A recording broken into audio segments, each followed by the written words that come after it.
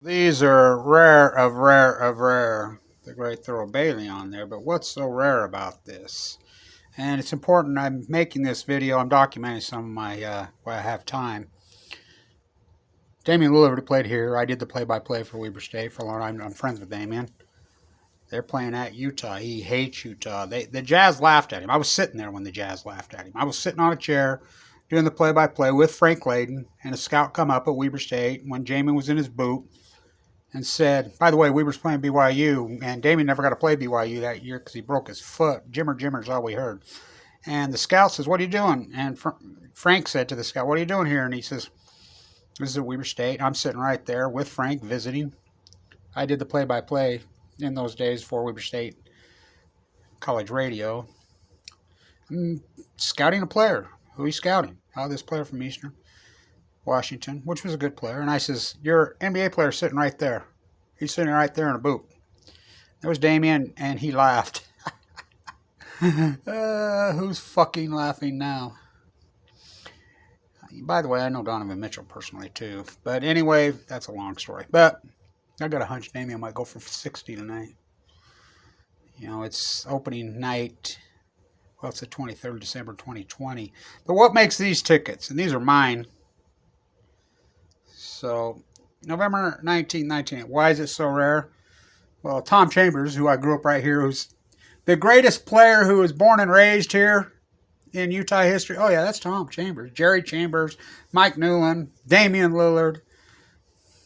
That would have probably been the greatest was Watt Mikowski, Arnie Farron. He's from Ogden. So, Wayne Estes, who was killed in a car wreck in 1965, probably would have been the greatest player. He was from Montana, but he's playing at Utah State. And after a game, stopped to help some people and was killed in 1965. That was February 8th. I remember that one. I mean, people talking about it. I remember when I was a kid. But this is so rare because Stockton, 20 assists, 20 points. Well, he had 19 points. 20, I mean, he did it more than any player in the history. By the way, KJ did it. I mean, how good was he? But being the all-time second leading all-time scorer in NBA history, the great Karl Malone, he rarely scored over 40 points in a game. It's extremely rare. By the way, I have his all-time high-scoring game, 60-something against the Bucks. I have Bobby Sloan's ticket. I have a lot of her stuff that Jerry Sloan's new girlfriend, who I grew up with, just dumped on the market, and people hadn't a clue. And it's a long, complicated story, but they disrespected the hell out of her. Energy Solutions, the nuclear ball. But this is so rare because Stockton, 20 assists, Malone, 40 points. Those two great together. And by the way, if they'd have turned it loose to Weber's playing BYU right now, they've never beat BYU, but if they would have gave... I saw Stockton play it at Weber State.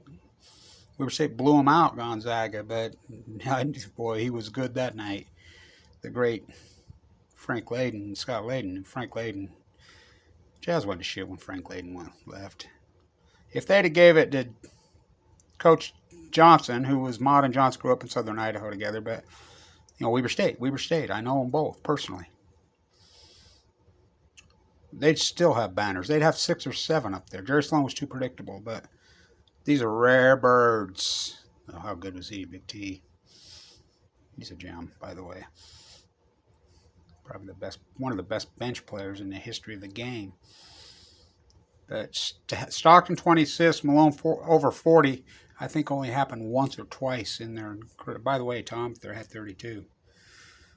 Talk about an underestimated player, and I'm friends with him.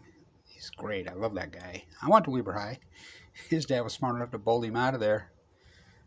In his high school years, for 3 years, he moved to Colorado, went to high school over there. But these are some rare ones.